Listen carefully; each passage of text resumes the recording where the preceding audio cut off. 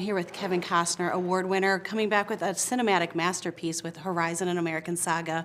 Welcome. Thank you for joining me. Thank you. Yeah, can you just talk to me about this passion that you do have for telling these masterpieces that are rooted in the West, this one in the Civil War? Where does I don't know, stem from? that time, that era, when people were having to make up their own rules, it's really interesting to me how people arbitrated their lives when they didn't have lawyers, when they didn't have agents, when they didn't have all this stuff, and what they had was at risk. There's drama in that. There's drama in not knowing what's going to happen. When you see a stranger coming towards you, the drama is in not knowing what's going to happen. If something happens, it turns into what? Action, right? But when you don't know what's going to happen, that's a recipe for tension. So the West offers that, and it offers its beauty against the landscape. And if we look at it deeply, we realize that it's not a land in Disneyland, Frontierland. It's real. Those places were hostile. They were also beautiful. They were also a promise. If you were tough enough and you could hold on to it, that could be yours. Yeah, I'm so glad you mentioned the landscape, because to me that's almost another character in your movies. How do you go about choosing where to shoot these films so that it captures that essence? I'm relentless.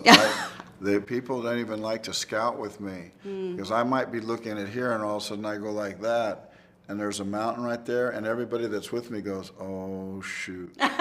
He's going to go over there. If I look across the river, it's like, oh no, we're going to have to get a boat. These places speak out loud to me. It's where I set my story. You mentioned dignity, especially when talking about using stories from the Native Americans and indigenous people. How do you really represent that, not only in the retelling of it for us as the viewer, but also I would imagine for all of the actors that you bring in, making sure that dignity is coming across on camera? Well, you have to see them as authentic people that have wives, have their own dreams, have their own flaws, and their own sense of humor. And if you do that, you'll recognize them. Men have trouble with their wives, and they also have trouble with differing opinions, and they become divided. You know, and they're only divided over a group of people that are coming that had no business being there. Right.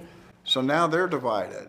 So now that tribe is splitting over the issue of what to do with people who put their stakes in the ground where we used to cross a river. Now we can't cross her anymore. We can't go to a right because there's another tribe up there. We've already settled we'd never go on their land. But when we do, and we take a deer, they kill us for one deer. We created chaos. Yeah. It's emblematic of the first shot, which is the ant hole. Yeah.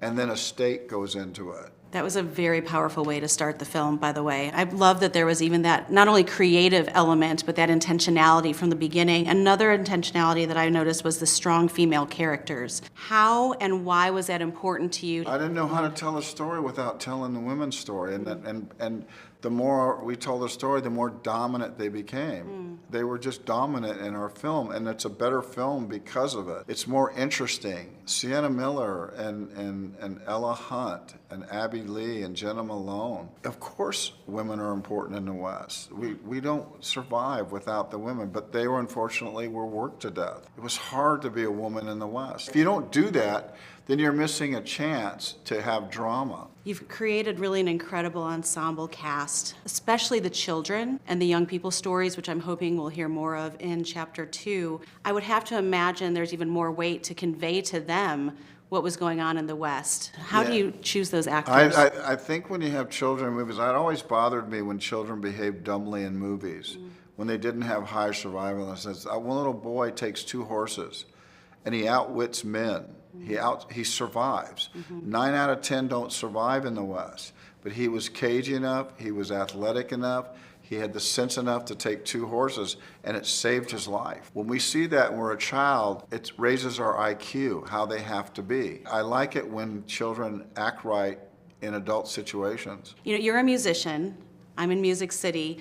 When you look at someone that's creating an album, there's a lot of things they have to leave on the floor, right? There's a lot of cuts that don't make it to the album. I would have to imagine as a director, you have that as well. Modern West, is responsible for about 3 songs in the first one, and will be responsible for a couple more melodies in the second one, third one, really beautiful things. And so music is so much a part of the movie. It's so interesting how music sticks to film. We know there's Chapter 2 coming in August.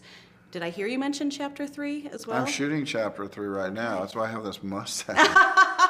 No, there's 4. This is all in motion. These are pre-written and done. There's no like, ooh, the movie worked. Let's try to make another one. Let's make something up. I believe so much in the 4 that I wasn't going to shortchange anyone. I just wanted to make these and you take that journey. I mean, we still want to go to the theater. Why not see something like this? I mean, there's Father's Day coming up, and it's not that this is just fathers, and it's not just for sons. It's for mothers and daughters. And I would suggest that even though there's a level of violence, that mothers and fathers of a certain age, who look at their kids of a certain age, 13, 14 years old, 12, I wanted to see something that was real, something that I felt my answers. There's not gratuitous violence. There's violence, but there's also nobility. There's also family issues that are being dealt with. There's a moral dance that's happening out there. You go to that theater and you look to your and you watch your son and you see how he feels when he says he's going to stay with his father. While that breaks our heart, we also wish we had a son like that. And we see a strong woman raising a strong young woman. You're going to see that in 2. It gets stronger and stronger. And in 3, it's just really amazing. And in 4, you're going to find out that some of this was all a lie. Wow. Well, you've dumbfounded me now. How do you think Nashville was formed? You're not sure, are you? Right. There's probably a version of it, but what's the truth of it? And every town in America, there's a truth buried somewhere about how it happened. And it will start with the indigenous. Well, thank you for telling these stories. Before I let you go, what you're doing is really unique in terms of these chapters so much. How did you come up with the idea that that was the way you wanted to tell this story in particular? Well, I knew I was going to tell it till it was done, and it was 4 movies. It's actually a 5th one because it was all based on the first one in 1988. I couldn't make that one, and I loved it so much I decided, because it looked a lot like a contemporary westerns in the sense that there's already a town there, and I don't like that. I started thinking about that. I said, well, what if we start the story when there's no town? What if we deal with the original moment that something's trying to happen here, that this great clash that will occur? And so that's what I did. I started working backwards, took all the characters from the story from 1988, or as many as I could, and re-engineered them. And all of a sudden, since the town seemed to be so excited, they didn't want to make one.